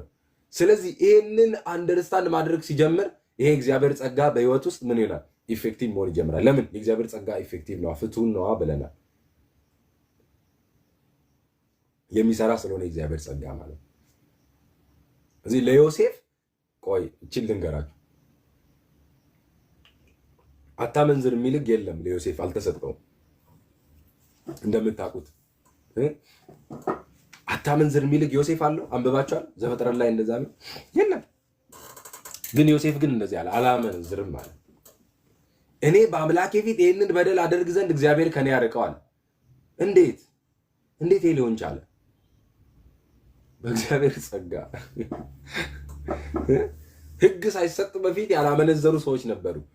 አትስረቅ የሚል ሕግ ሳይመጣ በፊት ያልሰረቁ ሰዎች ነበሩ። እንዴት ሲባል በእግዚአብሔር ጸጋ። ስለዚህ ይሄ ተመሳሳይ ጸጋ ለአንተ ተሰጥቷል በጌታ በኢየሱስ ስም። በተለያየ አይነት ልምምድ ውስጥ ያላችሁ ሰዎች ልትኖሩ ትችላላችሁ። ይሄ የእግዚአብሔር ጸጋ ግን ለእናንተ ተሰጥቷችኋል። ዛሬ ይሄንን አክናውሌጅ ማድረግ ጀምሩ። እግዚአብሔር ይሄንን ጸጋም ብሎኛል፣ ሰጥቶኛል። እኔ አሁን ካለሁበት ሱስ መውጣት እችላለሁ። አሁን ካለሁበት የኃጢአት ልምምድ መውጣት እችላለሁ። ለምን? ለጳውሎስ የተሰጠ ጸጋ ለእኔም ተሰጥቶኛል። ለጴጥሮስ የተሰጠ ጸጋ ለእኔም ተሰጥቶኛል። ለዮሴፍ የተሰጠ ጸጋ ለእኔም ተሰጥቶኛል። አንተ ዮሴፍ እኮ ንግስት እኮ ናት። አብረን እንደር ብላው እምቢ ያለው እኮ የኔ ወንድም። ህግ የለውም፣ ይኸውልህ የተጻፈ ነገር የለውም። ትቀሰፋለህ፣ ትሰቀላለህ ብሎ የሰበከው ሰባኪ የለውም። የንጉስ ሚስት ንጉስ እንዴት እንደሚያገባ አስቴር መጽሐፍ ላይ ሄዱና አንብቡ። የንጉስ ሚስት አብረን እንደር ብላው አይ አለ። እንዴት ሲባል በእግዚአብሔር ጸጋ። ይሄ የእግዚአብሔር ጸጋ ደግሞ ለአንተም ተሰጥቷል። የእግዚአብሔር ጸጋ ኢየሱስ ጌታ። በዚህ እግዚአብሔር ጸጋ አሁን ከኃጢአት በላይ ሆኖ መኖር ይቻላል። አሁን በዚህ እግዚአብሔር ጸጋ ከህግ በላይ ሆኖ መኖር ይቻላል። አሁን በዚህ እግዚአብሔር ጸጋ ከተለያዩ ክፉ ልምምዶች በላይ ሆኖ መኖር ይቻላል። ዋው! ኢየሱስ ጌታ ነው። ስለዚህ ስለ ጸጋ መረዳት ያለብን የመጀመሪያው መሰረታዊ ነገር ምንድን ነው? ጸጋ ለሁሉም እኩል የተዘረጋ ነው። ይሄ እግዚአብሔር ጸጋ። ስለዚህ በጸጋ አሰራር ውስጥ እግዚአብሔር ከፍ ያለ ጸጋ የሰጠው ዝቅ ያለ ጸጋ የሰጠው ሰው የለም። ስለዚህ ሁላችንም ከሙላቱ ነው የተቀበልነው ማለት ነው። ስለዚህ ምክንያቱም እግዚአብሔር ጸጋ ሲሰጥ አሁን እኛ ጋር ምንም ያየው ነገር የለም። ለምሳሌ አንዱ ከአንዱ ትንሽ የተሻለ ሊሆን ይችላል። እዚህ በሰውኛ እዚህ ምልልስ ላይ እግዚአብሔር ጸጋ ሊሰጥ ሲል እስቲ ምን አለው ምናምን አላለም። እግዚአብሔር ከራሱ ስለተነሳ እግዚአብሔር ከሙላቱ ነው ጸጋን የሰጠን። ስለዚህ እኛ ሁላችን የተቀበልነው ከምንድን ነው ሲባል ከሙላቱ እኛ ሁላችን ተቀብለናል ማለት። ስለዚህ የመጀመሪያው ስለ እግዚአብሔር ጸጋ ስናወራ ይሄ ነው። ሁለተኛው የእግዚአብሔር ጸጋ ንጹህ ነው ወይም የተቀየጠ አይደለም። የእግዚአብሔር ጸጋ ንጹህ ነው ወይም የተቀየጠ አይደለም። የእግዚአብሔር ጸጋ ያዙልኝ። አንደኛ ምን አለን? የእግዚአብሔር ጸጋ ለሁሉም እኩል የተዘረጋ ነው ብለናል። ይሄ የጸጋ ምንድነው? መሰረታዊ ነገር መረዳት ያለብን ፋንዳሜንታል ትሩዝ ነው። ይሄ ስለ ጸጋ መረዳት ያለብን መሰረታዊ እውነት ማለት እንችላለን። እሺ፣ ሁለተኛ ጸጋ ንጹህ ነው ወይም የተቀየጠ አይደለም። የእግዚአብሔር ጸጋ ሮሜ መጽሐፍ ምዕራፍ 11 ቁጥር 6 ሮሜ 11:6 አቤት ጥቅስ ግን እያስቀመጠ ያለ ሰው እያየው አይደለም፣ ችግር የለውም። ሮሜ 11:6 ምን ይላል? ሮሜ 6:11 ሮሜ 6:11 ኦኬ ኖ 11:6 ምን ሆኜ ነው? እንዲህ ይላል፣ በጸጋ ከሆነ ግን ይላል ከስራ መሆኑ ቀርቷል፣ ጸጋ ያለዚያ ጸጋ መሆኑ ቀርቷል ይላል። በጸጋ ከሆነ በምን ከስራ መሆኑ ምን ብሏል? ቀርቷል። ጸጋ ያለዚያ ጸጋ መሆኑ ምን ብሏል? ቀርቷል ይላል። አሁን ብዙ ጊዜ ስለ እግዚአብሔር ጸጋ ስናወራ ሰዎች ምንድነው የሚያጋጨው ሰዎችን ከተባለ በጸጋ ትምህርት ውስጥ ሰዎች ወይም ቻሌንጅ የሚደረጉት በምንድነው ሲባል ጸጋውን ብቻውን መቀበል አይፈልጉም። ሰዎች ጸጋውን መቀበል የሚፈልጉት ከሆነ ህግ ጋር ይሁን ተቀይጦ ነው። ትናንትና እንዳልኳችሁ ይሄ ሚክስቸር ነው። ባላንስ በሚል ሰበብ ጸጋው ሚክስ ሲደረግ እናያለን ብዙ ጊዜ። የእግዚአብሔር ጸጋ ግን ንጹህ ጸጋ ነው ወይም ያልተቀላቀለ ነው የእግዚአብሔር ጸጋ። ስለዚህ መጽሐፍ ቅዱሳችን ምን ያህል በጸጋ ከሆነ በስራ አይደለም ወይም በስራ መሆኑ ቀርቷል። አይ ስራም ግን መጨመር አለበት ካላችሁስ ምን ይላል? ጸጋ ግን ያለዚያ ጸጋ መሆኑ ምን ብለዋል? ቀርቷል ይላል። ስለዚህ ጸጋ ያልተቀየጠ ነው። ጸጋ ንጹህ ነው። ያልተበረዘ ጸጋ ነው መስበክ ያለብን ሰዎች። ያልተቀየጠ ጸጋ ነው መስበክ ያለው። ከህግ ጋር ያልተቀላቀለ፣ ከሰው ጥረት ጋር ያልተቀላቀለ፣ ከፍርድና ከኩነኔ ጋር ያልተቀላቀለ ፒውር ግሬስ ብለን የምንለው ነው። ፒውር ግሬስ ንጹህ የሆነ ጸጋ ማለት። ምክንያቱም ሰውን የሚያሳድገው ንጹህ ነገር ነው። ሰውን የሚያሳድገው ለዚህ ነው መጽሐፍ ቅዱሳችን ተንኮል የሌለበትን ንጹህን የቃሉን ወተት ተመኙ የሚለው። ተንኮል ያለበት ወተት አለ እንዴ ሰዎች? ተንኮል የሌለበት ማለት ምን ማለት ሲባል ያልተቀላቀለ ማለት ነው። ለምሳሌ እኛ ሀገር ላይ በርበሬ ስትገዛ ከሸክላ ጋር ቀላቅለው ይሸጡልሃል። ወተት ስትገዛ ከውሃ ጋር ቀላቅለው ይሸጡልሃል። ይሄኛው በወተት ውስጥ ያለውን ሙሉ ኮንቴንት እንዳታገኝ ያደርግሃል። በበርበሬ ውስጥ ያለውን ሙሉ ኮንቴንት አታገኝም። ለምን? ሸክላ ነው የምትበላው። እግዚአብሔር ይርዳል ወገኖቼ። ነጋዴዎችም ካላችሁ እንግዲህ እዚህ ውስጥ እግዚአብሔር ይርዳችሁ። ስለዚህ ሲቀላቀል ምን አሁን ልክ የሸክላና የበርበሬ እንጀራ መብላት እንደማትፈልጉ የወተትና የውሃ ቅልቅል የሆነ ወተት መጠጣት እንደማትፈልጉ ሁሉ መንፈሳዊ ነገርም ላይ መጠጣት ያለብን መብላት ያለብን መማር ያለብን ምን አይነት ትምህርት ነው ሲባል ንጹህ የሆነ የቃሉን ወተት ወይም ያልተቀላቀለ የእግዚአብሔርን የጸጋ ትምህርት ነው መስማት ያለብን እንጂ ከሰው ጥረት ጋር የተቀላቀለ ከፍርድ ጋር የተቀላቀለ ዛሬ ፍርድ ነው ነገ ጸጋ ነው ዛሬ ፍርድ ነው። መጽሐፍ ቅዱሳችን ምን እንደሚጠቀለ ገላትያ ምዕራፍ 5 ከቁጥር 1 ላይ እስቲ እናንብበው። እንደዚህ ይላል እኮ መጽሐፍ ቅዱሳችን ገላትያ ምዕራፍ 5 ከቁጥር 1 ይላል በነፃነት ልንኖር ክርስቶስ ነፃነት አወጣን ይላል። አሁን በክርስትና ውስጥ የመጀመሪያው ነገር ሰዎች በክርስቶስ ሲመጣ የመጀመሪያ ያደረገው ምንድነው? ነፃነትን ነው የሰጠን አይደል? ለምሳሌ ይሄንን ቃል ታስታውሳላችሁ። ማቴዎስ ወንጌል ላይ ያለው ምንድነው የሚለው? እናንተ ሸክም ይከበዳችኋል ግማሹን አምጡት፣ የተወሰነውን እንይዛለሁ አቀልላችኋለሁ፣ ከዛ ደግሞ ግማሹን ምን ታደርጋላችሁ እናንተ ትይዛላችሁ ነው ያለው ኢየሱስ አይደለም። ኢየሱስ ምንድን ነው ያለው ሲባል እናንተ ሸክም ይከበዳችሁ ወደ እኔ ኑ ከዛስ እኔ አሳርፋችኋለሁ ነው ያለው። ክርስትና የተጠራ ነው ወደ ረፍት ነው የተጠራ ነው። ክርስትና የሚጀምረው ከሰንበት ረፍት ነው የሚጀምረው። ይውላችሁ ዘፍጥረት ላይ ሄዳችሁ እኮ ይህንን መረዳት ትችላላችሁ። የሰው ልጅ የተፈጠረው ሰው ልጅ እግዚአብሔር በስድስተኛ ቀን ከፈጠረው በኋላ the next day ሰው ልጅ ሲነቃ የነቃው ምን ያቀል ላይ ሲባል ሰንበት ላይ ነው ያገኘው። እግዚአብሔር ከሰራው ስራ አርፏልና ይላል መጽሐፍ ቅዱሳችን። ምን ሆነ ይላል? ያንን ቀን የእረፍት ቀን አለው እግዚአብሔር፣ ሰንበት አለው ይላል። ያንን ቀን እረፍት ሆነ ይላል። የሰው ልጅ የተፈጠረው የሰው ልጅ የመጀመሪያ ሲፈጠር ኤግዚስት ያደረገው የሰው ልጅ ምን ላይ ሲባል ሰንበት ላይ ወይም እረፍት ላይ ነው የሰው ልጅ የተገኘው። ስለዚህ የሰው ፍጥረት እንኳን የሚጀምረው ከእረፍት ነው የሚጀምረው፣ ከስራ አይደለም የሚጀምረው። ስለዚህ ድነታችንም ላይ ስንመጣ የሰው ልጅ እንደዳነ ይኸውልህ 9 ቅድመ ሁኔታ አሁን ፕሪ ኮንዲሽን ሳይሆን ቅድመ ሁኔታ ማለት የቀደመ ነው አይደል? ከዛ አሁን ከዳነ በኋላ ሰውየው ማድረግ ያለባቸውን ነገሮች እንደዛ አይደለም። ክርስትና ከእረፍት ነው የሚጀምረው። ሰው አርፎ ነው። ምክንያቱም ቅድም እንዳልኳቸው እኛ የምንሰራው አይደለም፣ እግዚአብሔር በእኛ ውስጥ የሚሰራው ህይወት ነው። እኛ የምናደርገው አይደለም፣ ጸጋ በእኛ ውስጥ የሚያደርገው ህይወት ነው ብለናል። ስለዚህ ጸጋ በእኛ ውስጥ የሚያደርገው ከሆነ እግዚአብሔር በእኛ ውስጥ የሚሰራው ህይወት ከሆነ ከምን ይጀምራል ሲባል ከእረፍት ይጀምራል። በነፃነት ልንኖር ክርስቶስ ነፃነት አወጣ። እዚህ ምን አደረገ? ነፃነት። እንግዲህ ጸንታችሁ ቁሙ፣ እንደገና በባርነት ቀንበር ምን አትበሉ፣ አትያዙ ይላል። ማይ ጉድነስ። አሁን ብዙ ሰው በባርነት ቀንበር ተይዞናል። እዚህ ጋር የባርነት ቀንበር ብሎ የሚለው ምንድን ነው? አይደል? ገላትያ ላይ ይህን በደንብ ማጥናት ይችላል። አትያዙ። ለምን? በእግዚአብሔር ጸጋ ጸንቶ መቆምን ነው መጽሐፍ ቅዱሳችን የሚያስተምረን። በእግዚአብሔር ጸጋ ማረፍን ነው መጽሐፍ ቅዱሳችን የሚያስተምረን። ሰዎች በእግዚአብሔር ጸጋ ማረፍ ካልቻሉ፣ በእግዚአብሔር ጸጋ ተደግፈው እዛ እግዚአብሔር ጸጋ ላይ ስቴብል ሆነው መኖር ካልቻሉ አሁንም ምን ሲባል በባርነት ቀንበር ይያዛሉ። እግዚአብሔርን ለማስደሰት የሆነ ነገር ለማድረግ ወደ እግዚአብሔር ለመቅረብ የሚያስፈልጉ 8 ነገሮች ምናምን ወደሚል ነገር ነው ሰዎች የሚመጡት ማለት ነው።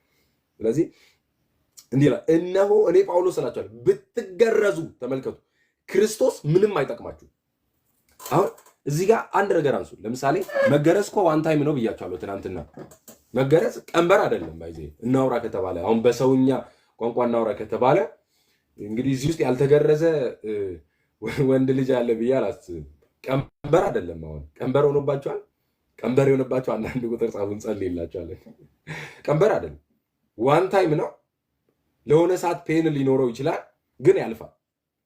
አሁን መገረዝን ገላትያ ቤተክርስቲያን ውስጥ ቀንበር ያደረገው ምንድን ነው ሲባል ጸጋው በንጽህና ወደ ሰዎቹ እንዳይቀርብ ነው ያደረገው እንጂ እኮ አንድ ጊዜ ዛሬ ብቻ ነው የምታደርጉት ምናምን ተብሎ ስለተባለ ጸጋው ከዚህ በኋላ ግን ጸጋ ይሰበካል ለዛሬ ግን ብዬ አልኳችሁ ማለት ንጹህ ጸጋ እሰብካለሁ ማለት አይደለም። ለዛሬ ግን የሚባል ነገር የለም። ጸጋ ሁል ጊዜ ንጹህ ሆኖ ሳይቀየር የእግዚአብሔር ጸጋ መሰበክ አለበት። እዚህ አይጠቅማችሁም፣ ብትገረዙ ክርስቶስ አይጠቅማችሁም። አሁን የእግዚአብሔር ጸጋ ኢፌክቲቭ እንዳይሆን በሰዎች ህይወት ውስጥ የሚያደርገው አንዱ ይሄ ነው። የሆነ ግዝረት ይጨመራል፣ የሆነ ህግ ስርዓት ይጨመራል። እንዲህ ይላል፣ እንደውም ህግን ሁሉ እንዲፈጽም ግድ አለበት ብዬ ለሚገረዙት ሁሉ ለእያንዳንዳችሁ ደግሜ ይመሰክራለሁ ይላል። አይ ህግን አስገባለሁ፣ ትንሽ እኮ ነው፣ ትንሽ ነው የኔን ነገር የማስገባው ካልክ አለ እንግዲያውስ ሁሉንም ታስገባ ዘንድ ትጠየቃለህ ይላል። እንደምታውቁት የህግ አገልግሎት ፓስ ኦር ፌል ነው። አልፋል ወይ ወድቃል ነው እንጂ ጎበዝ ትንሽ ይቀራል አሻሽል ምናምን የሚል ነገር የለውም። ወይ ታልፋለህ ወይ ትወድቃለህ። እንደምታውቁት ትወድቃለህ። እዚህ አሁን እኛ የምናስበው የህጉ የነጥብ አሰጣጥን እኮ መረዳት አለብን በደንብ። ህግ እኮ 0 ወይ 100 ነው የሚሰጠው። 85 ና አይልም። 98 ሰርተህ 0 ነው የሚሰጠው። ለምን? በአንዱ የሳተ በሁሉ ስቷልና መጽሐፉ ስለሚል። ስለዚህ የህጉን የነጥብ አሰጣጥ መረዳት አለብን ማለት። ለምሳሌ ዩኒቨርሲቲ ውስጥ ግሬድ ሲሰጥ እኔ ግቢ በነበሩ ሰዓት ለምሳሌ ከ85 በላይ ኤ ነው ይላል። ይሄ የዩኒቨርሲቲው የነጥብ አሰጣጥ ነው። አንዳንድ ዩኒቨርሲቲ ደግሞ ከ90 በላይ ነው ኤ ሊል ይችላል። አንተ እንደምንም ኤ ለማግኘት 85 ነው ማግኘት ያለብኝ ብለን ልትጣጣር ትችላለህ። ለምሳሌ የአርባ ምንጭ ዩኒቨርሲቲ የተማርኩት የአርባ ምንጭ ዩኒቨርሲቲን ህግ ነው የምታውቀው አንተ። ለምሳሌ አዳማ ላይ ከ90 በላይ ነው እንበል። አንተ በአርባ ምንጭ ዩኒቨርሲቲ እውቀት 85 አምጥተህ ቢ ይሰጥሃል። ለምን አርባ ምንጭ እኮ እንደዚህ ነው ብትል አይሰራም። ለምን ሲባል እዛ ልክ እንደዛ ነው። የሙሴ ህግ አቆጣጠሩ እንደዚህ። አሁን እኛ በእኛ አቆጣጠር ነው ህጉ ነጥብ እንዲሰጠን የምንፈልገው። ስለዚህ ምን ላለን ጥሩ ነው በርታ የተሻለ ነው ምናምን። ህግ እንደዛ አይደለም የሚለው አልፋል ወይ ወድቃል፣ 0 ነው ወይ 100 ነው አለ።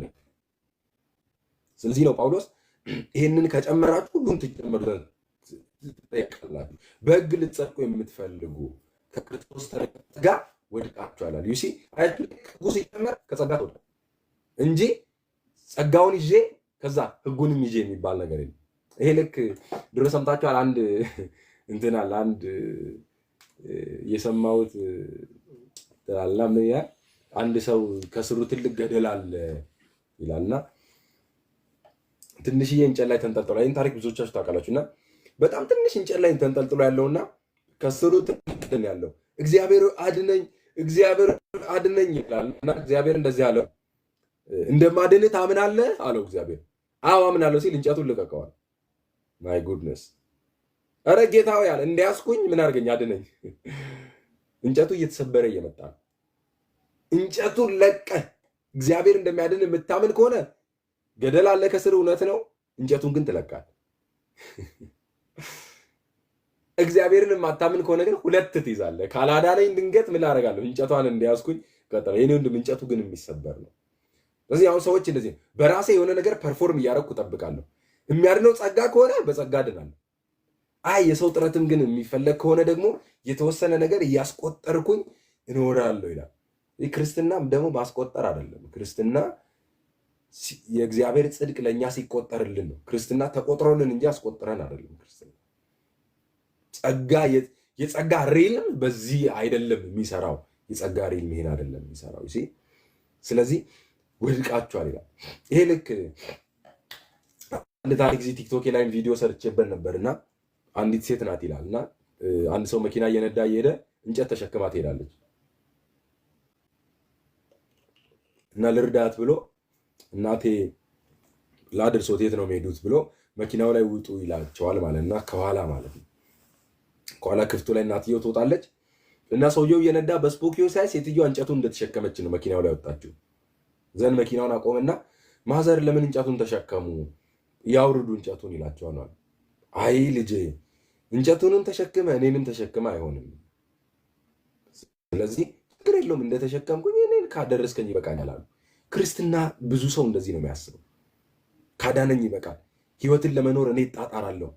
እሱ በጸጋ እንግዲህ ካዳነኝ እኔ ደግሞ ፍሬ ለማፍራት ምን እላለሁ? አፈር እበላለሁ፣ እገለበጣለሁ፣ የሆነ ሳምቲንግ አደርጋለሁ ብሎ ብዙ ሰው ያስባል። ክርስትና ግን እንደዛ አይደለም። ቅዱሳን እግዚአብሔር በጸጋ ካዳነን በኋላ አንተ ፍሬን ለማፍራት እንድትጣጣር። የትኛው ዛፍ ነው አልቦት ፍሬ የሚያፈራው? የትኛው የማንጎ ዛፍ ነው ማንጎ ለማፍራት ያላበው? ኔቸር ስለሆነ ተፈጥሮ ስለሆነ እኮ ዲፎልት እኮ ነው ፍሬ ማፍራት እኮ። ዛፉ መልካም ከሆነ መልካምን ፍሬ ያፈራል። እኛ ደግሞ እኔ እኮ የወይን ግንድ ነኝ አለ እኮ እንዴ። ሂዱና ባዮሎጂ አጥኑ እስቲ። ድሮ ይሄ ዛይለም ፎይለም ምናምን የሚባል ነገር አለ አይደል? ፍሬ እንዲያፈራ ምንድን ነው የሚሆነው? ምግብ ከየት ነው የሚመጣው ሲባል በግንዱ በኩል እኮ ነው ምግብ እኮ የሚመጣው። ምግብን የሚያቀብለው ግንዱ እኮ ነው። ኢየሱስ እኮ እኔ የወይን ግንድ ነኝ አለ እኮ። እኛ ፍሬ እንድናፈራ የሚያስፈልገውን ኤቭሪ ፕሮቪዥን ፕሮቫይድ የሚያደርገው የእግዚአብሔር ጸጋ ነው ፕሮቫይድ የሚያደርገው እንጂ እኛ እንድንጣጣር የሆነ ነገር ምናምን አድርገን አይደለም። ሰው እንዴት ነው በክርስትና ህይወቱ ፍሬ የሚያፈራው ሲባል በእግዚአብሔር ጸጋ አለ። ሰልፍ ፐርፎርማንስ አይደለም፣ በእግዚአብሔር ጸጋ።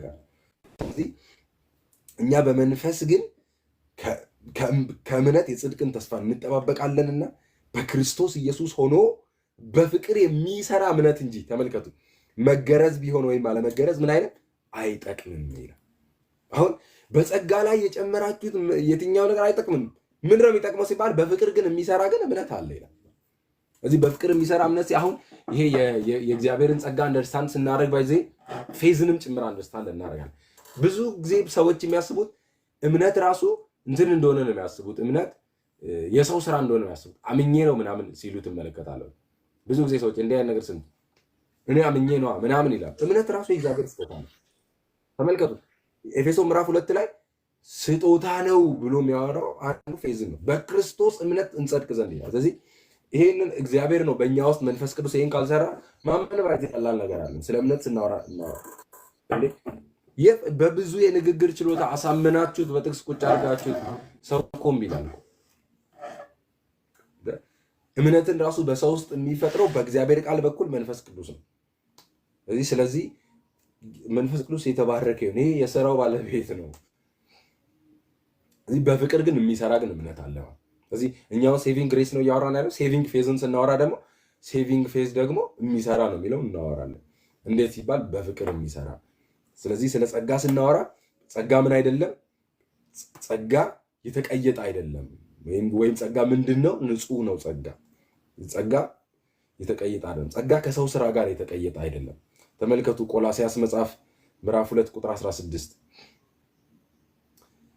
ይሄ በጣም እንግዲህ ብዙዎቻችን እስቲ አሁን እዚህ ውስጥ እንደው እግዚአብሔርን ማስደሰት የማይፈልግ ሰው ብል እኔ የሚል ሰው አይኖርም። ሁላችንም እግዚአብሔርን ማስደሰት እንፈልጋለን። ሁላችንም ፍሬ ማፍራት እንፈልጋለን። ሁላችንም በክርስትና ህይወታችን ተሳክቶልን እግዚአብሔርን ደስ የሚያሰኝ ህይወት ብንኖር ሁላችንም ደስ ይለናል። ጥያቄው ምንድነው ሲባል ግን እግዚአብሔርን ፍሬ ለማፍራት የምንሄድበት መንገድ ግን የተለያየና መጽሐፍ ቅዱስ የማይለው አይነት መንገድ ከሆነ ግን ፌል እናደርጋለን። ተመልከቱ። ቴንክ ዩ ዞም። እንግዲህ በመብል ወይም በመጠጥ ወይም ስለ በዓል ወይም ስለ ወር መባቻ ወይም ስለ ሰንበት ማንም አይፍረድባችሁ። ሃይ ጋድ እነዚህ ሊመጡ ያሉ ነገሮች ጥላ ናቸውና አካሉ ግን የክርስቶስ ነው። ትሕትናንና የመላእክትን አምልኮ እየወደደ ባላየውም ያለ ፈቃድ እየገባ በስጋዊ አእምሮ በከንቱ እየታበየ ማንም ምን አይፍረድባችሁ። እንደዚህ ያለ ሰው ራስ ወደሚሆን አይጠጋም፣ ከእርሱም አካል ሁሉ በጅማትና በማሰሪያ ምግብን እየተቀበለ የተጋጠመ እግዚአብሔር በሚሰጠው ማደግ ያድጋል። አሁን ስለ ግሮዝ ነው ያወራው አይደል? ግሮዝ ወይም እድገት እንዴት ነው የሚመጣው? ሁላችንም ማደግ እንፈልጋለን በመንፈሳዊ ነገር። ረጅም ሰዓት ብንጸልይ ደስ አይለንም? ሁላችንም፣ ሁሉም ሰው ደስ ይለዋል። መስጠት ብንችል ለቤተ ክርስቲያን ሁላችንም ደስ ይለናል። እግዚአብሔርን የሚያሳይ ህይወት ብንኖር ሁላችንም ደስ ይላል። ግን እንዴት ነው የሚታደገው? እንዲህ አለ፣ ከዓለማዊ ከክርስቶስ ጋር ከሞታችሁ እንደ ሰው ስርዓትና ትምህርት አትያዝ፣ አትቅመስ፣ አትንካ ለሚሉት በዓለም እንደምትኖሩ ስለምን ትገዛላችሁ? ማይ ጋድ አሁን ምንድን ነው የሚመስለን? እነኚህ እኮ አሁን የሚቀድሱን ነው የሚመስለን። ተው ትእዛዛት እንደዛ ነው የሚመስል፣ ግን አይደለም። መጽሐፍ ቅዱስ ለምን ትገዛለን? ከዛ እነዚህ ሁሉ በመደረግ ሊጠፉ ተወስነዋል። ይህ ቁጥር 23 እችን የፈለኩት በደንብ ይህ እንደገዛ ፈቃድህ በማምለክና በትህትና ስጋንም በመጨቆን ጥበብ ያለው ይመስላል። ነገር ግን ስጋ ያለ ልክ እንዳይጠግብ ለመከልከል ምንም አይጠቅምም። አሁን ስጋን መጨቆን ይሄ የአዲስ ኪዳን ትምህርት አለ። የአዲስ ኪዳን ትምህርት ራስን መግዛት ነው እንጂ ራስን መግዛት እንዴት ሲባል በእግዚአብሔር ጸጋ፣ እሱም እንዴት ሲባል የእግዚአብሔር መፈለግንም ማድረግንም በእኛ የሚሰራ እግዚአብሔር ነው ተብሎ ነው ተጻፈ።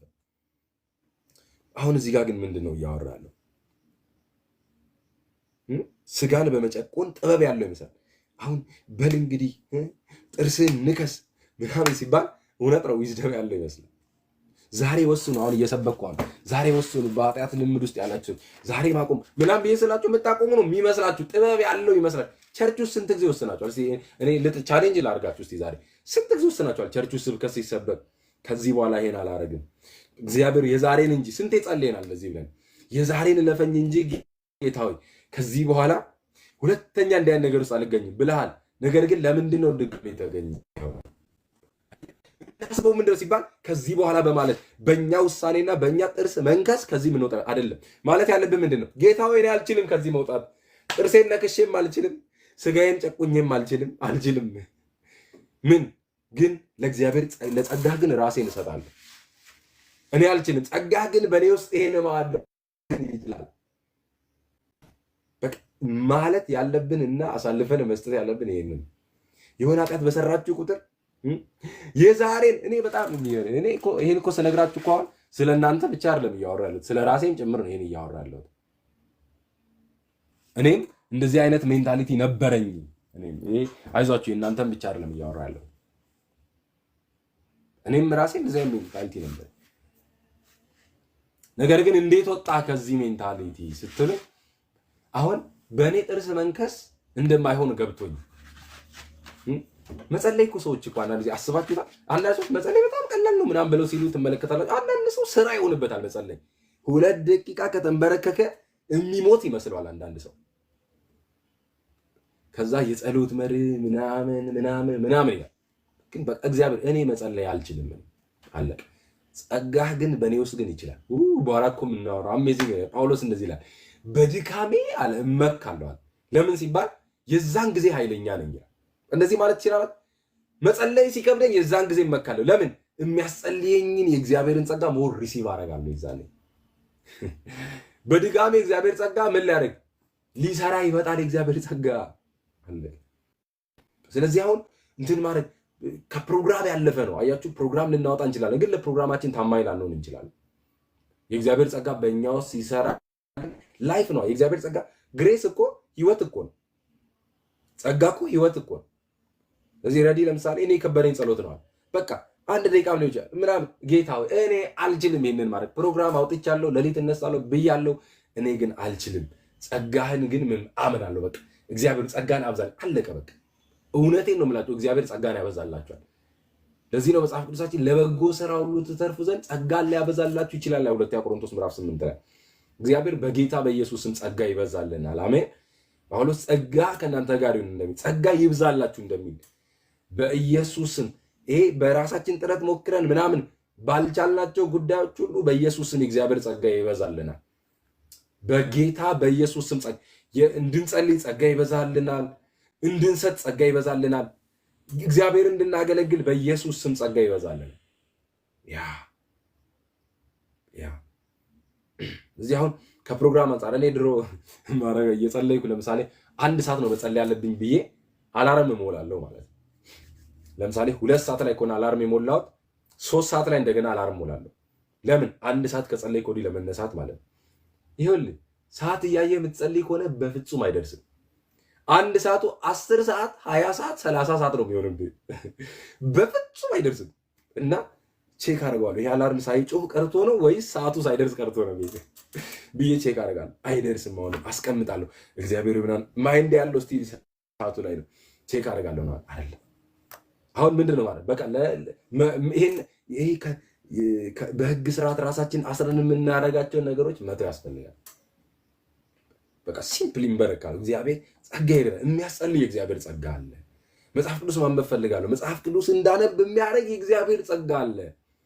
መንፈሳዊ መጽሐፍ ማንበብ ፈልጋለሁ። ያንን በእኔ ውስጥ የሚሰራ የእግዚአብሔር ጸጋ አለ። ጌታ ሆይ እኔ ግን አልችልም። መፍቀድ ብቻ እግዚአብሔር እኔ አሁን መፍቀድ ብቻ ይሄ አሁን ዲፋይን ለማድረግ ራሱ ከባድ ነው። ስለምሳሌ ምን አድርጌ ነው የምፈቅደው ምናምን ብለን ልናስብ እንችላለን። በሰው ቋንቋ ይሄን ለማስረዳት ራሱ ለእኔ ትንሽ ከባድ ነው። ግን በቃ የእኛም ፐርፎርማንስ ማውጣት ነው የመጀመሪያው ነገር። ለምን ሲባል ጸጋ እሱን ስለማይፈልግ። ጸጋ የማይሰራበት ኢንቫይሮንመንት አለ። አንዱ ጸጋ የማይሰራበት ኢንቫይሮንመንት እሱ ነው። የሰው ጥረት ባለበት ጸጋ አይሰራም። የሰው የሆነ ሳምቲንግ ለምን ሲባል ብቻውን ነው እግዚአብሔር መስራት የሚፈልገው። ለዛ እኮ ድነታችን ላይ ራሱ ለምን ሲባል እግዚአብሔር መጨረሻ ላይ ምስጋናውንም መውሰድ የሚፈልገው ብቻውን ነው። የሚገርማቸው ወገኖች እኔና እግዚአብሔር እኔ በቃ እንደዚህ አደረኩኝ ከዛ እግዚአብሔር ረዳኝ አትበሉ። እኔ እንደዚህ አደረገ እግዚአብሔር ረዳኝ። ኧረ እባክህ አንተ እንደዚህ አደረገ ያንተ እንትን ላይ የእግዚአብሔር እርዳታ ተጨምሮ አንተና እግዚአብሔር ይሄን አደረጋችሁ ራሳችሁን ኧረ እባክህ በሉት። ለራሳችሁ እንደዚህ ንገሩት። አሁን እንደዚህ አይነት ኧረ እባክህ ብላችሁ ንገሩ ለራሳችሁ። ተጨምሮ የእግዚአብሔር ጸጋ አይደለም መጽሐፍ። ለዛ ነው እግዚአብሔር በጸጋ ዳንን በጸጋ ጠራን ብሎ ኤፌሶን ላይ ለምን ሲባል የጸጋው ክብር ይመሰገን ዘንድ ይሄን አደረገ ይላል። ሰዎች ይመሰገኑ ዘንድ የሆነ የሰው ጥረት ይገባ ዘንድ አይደል። የጸጋው ክብር ብቻውን እግዚአብሔር የጸጋው ክብር ነው መመስገን ያለበት። ስለዚህ እግዚአብሔር ብቻውን ነው የሚሰራው ሁሉን ነገር ማለት ጌታ ይባረክ። ስለዚህ ጸጋ ይሄ እንትን አለ። ይሄ ጢሞቴዎስ ላይ አንደኛ ጢሞቴዎስ ምዕራፍ 4 ላይ የሚያነሳው ነገር አለ። ምግብን መብላትን ይከለክላሉ ምናምን። ይሄ ባህታዊነት ማለት ይሄ በእንግሊዝኛው የሴሊባሲ ነው ምናምን የሚባለው ማለት ነው፣ ወይም ገዳማዊነት በሚል ነገር። ግን በዛ ውስጥ ግን እግዚአብሔር የሚፈልገውን ነገር ግን ሰዎች ማምጣት አይችሉም። ተደብቀ ሰው የሌለበት ብትሄድ እኮ በአእምሮ ልጅቷን ይዘህ ነው የምትሄደው። አንዳንድ ጊዜ ሰዎች ሴት የሌለበት እኮ ብሄድ ኖሮ ዝሙት አያስቸግረኝም ነበር ይላሉ። ሴት የሌለበት አገር ጌታዊ ውሰደኝ። የኔ ወንድም ሴት የሌለበት አገር ቢወስድ በአእምሮ ልጅቷን ይዘህ ነው የምትሄደው አንተ። ስለዚህ ጸጋ ሲሰራ አሳሰብን መቀየር ጸጋን በመረዳት ነው የምንለው። ለዚህ ነው ባይዘ የሆነ ጫካ ውስጥ ብትገባ በአእምሮ ይዘህ ነው የምትሄደው እንዴ። ስንት ሰዎችን ነው በአእምሯችን ተሸክመን የምንኖረው? ሰዎች በሀሳባችን እኮ ላየው አልፈልግም የምትለውን ሰውዬ እኮ አእምሮ ውስጥ እኮ ይዘው እኮ ነው የምትዞረው ባይዘ እንዳይመስልህ። ሁለተኛ እሱን ሰውዬ ላይ ህይወቴ ላይ ምናምን የምትሉት ሰዎች ቂም ይዛችሁ ምናምን ያላችሁ ሰዎች እኮ እስቲ እዚህ ውስጥ ይዛችሁ ነው የምትዞሩት። አእምሯችሁ ውስጥ አሉ እነዛ ሰዎች። ስለዚህ አእምሮን በእግዚአብሔር ቃል ማደስ፣ ጸጋን መረዳት፣ በዚህ እግዚአብሔር ጸጋ መረዳት፣ እነኚህን ነገሮች ደግሞ ምን ማድረግ ያስፈልጋል? ማሸነፍ ይቻላል ማለት ነው። ማሸነፍ ይቻላል። ስለዚህ ጸጋ የድል ህይወት ስለሆነ ማለት ነው። ስለ ጸጋ ሲያረቁ ስለ ንግስና ነው። ሮሜ ምዕራፍ 5 አይታችሁታል። ይነግሳሉ፣ መንገስ፣ ጸጋ ግን በዘላለም ህይወት ይነግስ ዘንድ። ስለዚህ ጸጋ ንጉሳዊ አገዛዝ ነው ያለው። ሬን ያደርጋል ጸጋ በእኛ ውስጥ። የእግዚአብሔር ጸጋ ኦፕሬት ሲያደርግ ምን እንደሚያደርገው ሲባል ለምሳሌ በኃጢአት ላይ ሰው ይነግሳል፣ ባለመጸለይ ላይ ትነግሳለህ፣ ባለመስጠት ላይ ትነግሳለህ። ዋትኤቨር ከዚህ ነገር መውጣት ፈልጋለሁ ብለን በምንለው ነገር ላይ የምናደርገው ሬን ማድረግ ይቻላል ማለት በምን ሲባል በእግዚአብሔር ጸጋ ማለት ጌታ ይባረክ። ስለዚህ ጸጋ የመጀመሪያው ስለ ጸጋ መረዳት ያለብን ጸጋ ለሚያምን ሁሉ ተዘርግቷል፣ ለሁሉ ተሰጥቷል ብለናል። አንደኛ። ሁለተኛ ምን አለን? ጸጋ ንጹህ ነው ወይም የተቀየጠ አይደለም። ጸጋ ከሕግ ጋር መቀየጥ የለበትም። ጸጋ ከሰው ስራ ጋር መቀየጥ የለበትም። ጸጋ እኛ ከምናደርጋቸው የተለያዩ ነገሮች ጋር መቀየጥ የለበትም። ሶስተኛና የመጨረሻውን አውርቼ ኦልሞስት 8 ስለሆነ 8 ሰዓት ላይ ሌሊት እንዳለቃችሁ ሶስተኛውን አውርቼ ጨርሳለሁ ማለት። ጸጋ ስጦታ እንጂ ሽልማት አይደለም። ጸጋ ስጦታ እንጂ ሽልማት አይደለም። እንደምታውቁት ህይወታችን በጣም የተሞላው ብዙ ነገር ህይወታችን ላይ የተሞላው በስጦታ ነው። በስጦታ ሳይሆን በሽልማት ወይም በቅጣት ነው። እና ለምሳሌ አስራት ካልሰጠህ እርግማን ቤት ይመጣል። ምን? ቅጣት። አስራት ከሰጠህ እግዚአብሔር ይባርካል። ምን? ሽልማት። እስቲ ይሄ ባይዘ የልጅነት እንትን ነው። ከዚህ በፊት ብዙ ጊዜ እንደነገርኳችሁ ልጅ ነው ብላ ይባላል። ልጅ አልበላም ሲል ጅብ አለ ይባላል። አረ አንድ ማስፈራራት። ካልሆነስ ከረሜላ ገዛልሃለሁ ይባላል። 2 ሽልማት። ስለዚህ ሕፃን ልጅ የሚበላው ወይ ፈርቶ ነው ወይ ደግሞ በሽልማት አድርጋችሁ ሸውዳችሁ ነው የምታበሉት።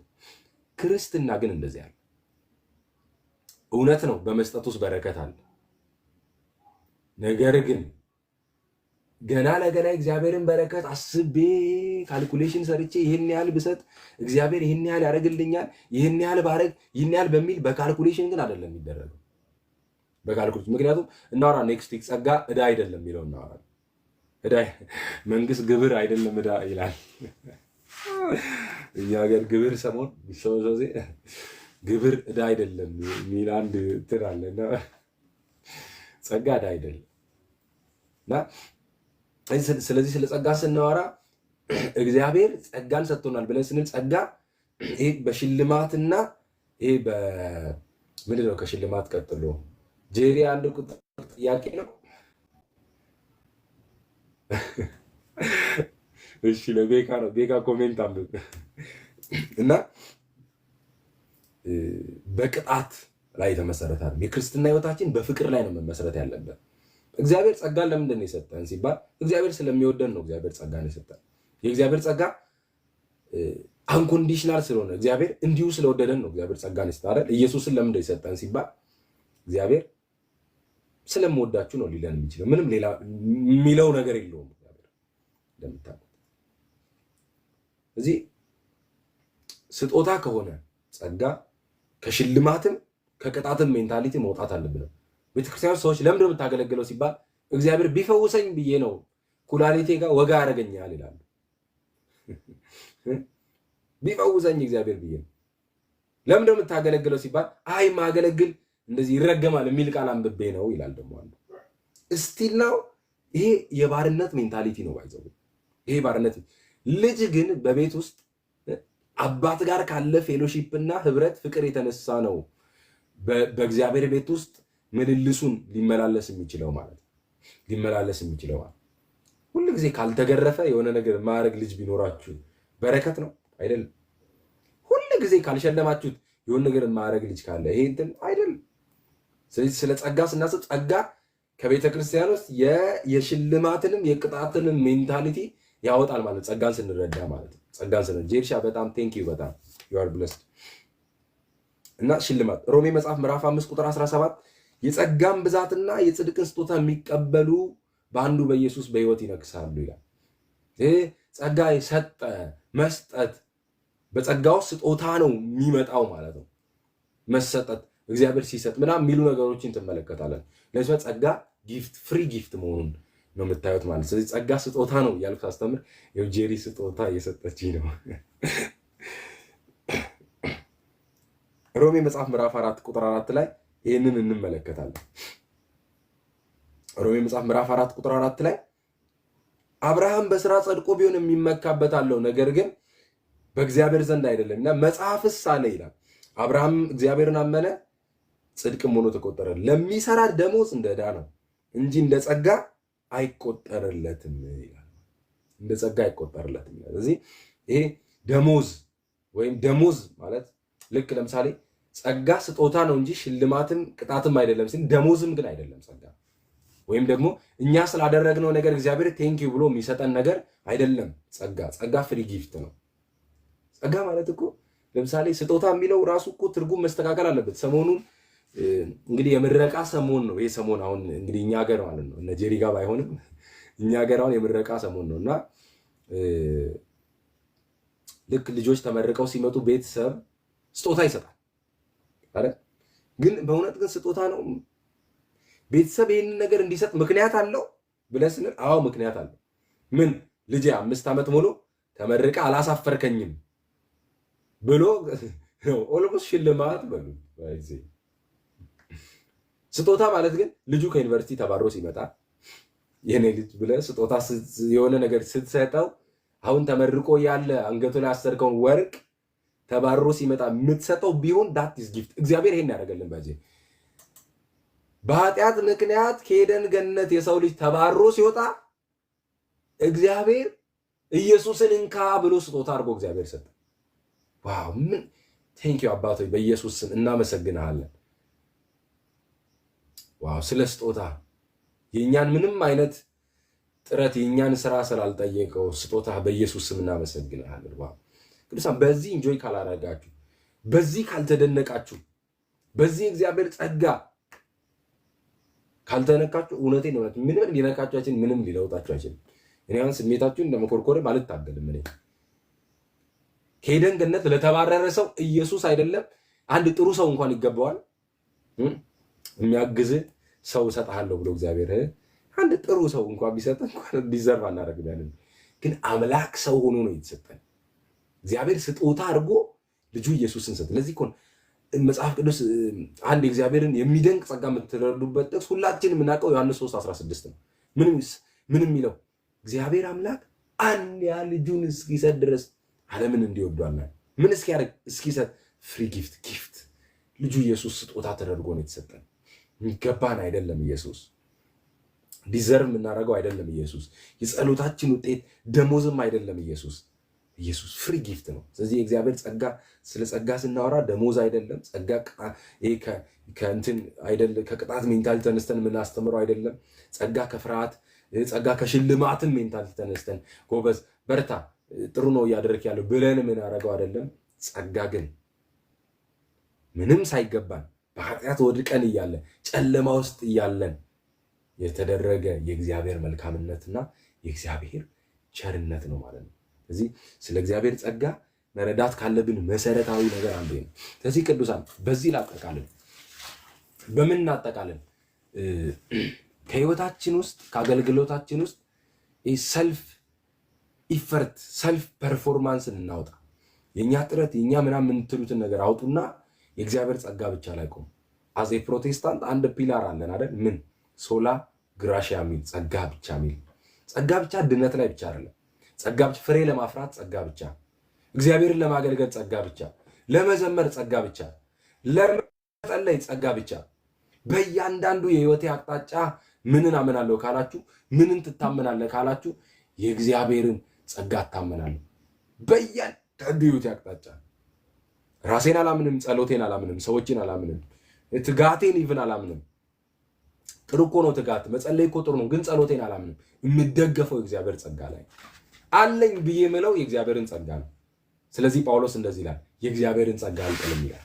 በመጨረሻችን የእግዚአብሔርን ጸጋ ምን አልጥልም። የእግዚአብሔርን ጸጋ አልጥልም። የእግዚአብሔርን ጸጋ አትጣሉ። የእግዚአብሔር ጸጋ አይጥላችሁም። እናንተ የእግዚአብሔርን ጸጋ ግን አትጣሉ። ጽድቅስ አለ በሕግ ቢሆን ኖሮ ክርስቶስ በከንቱ ሞት። የእግዚአብሔርን ጸጋ መጣል ማለት ጸጋው ብቻውን በቂ አይደለም ብሎ የእግዚአብሔር ጸጋ ላይ መቀየጥ ነው።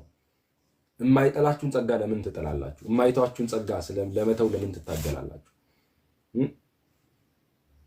እዚህ እግዚአብሔር ጸጋ ላይ እንድንደገፍ፣ እዚህ እግዚአብሔር ጸጋ ላይ እንድናርፍ ይሁን። በጌታ በኢየሱስ ስም ጸጋ ይብዛላችሁ።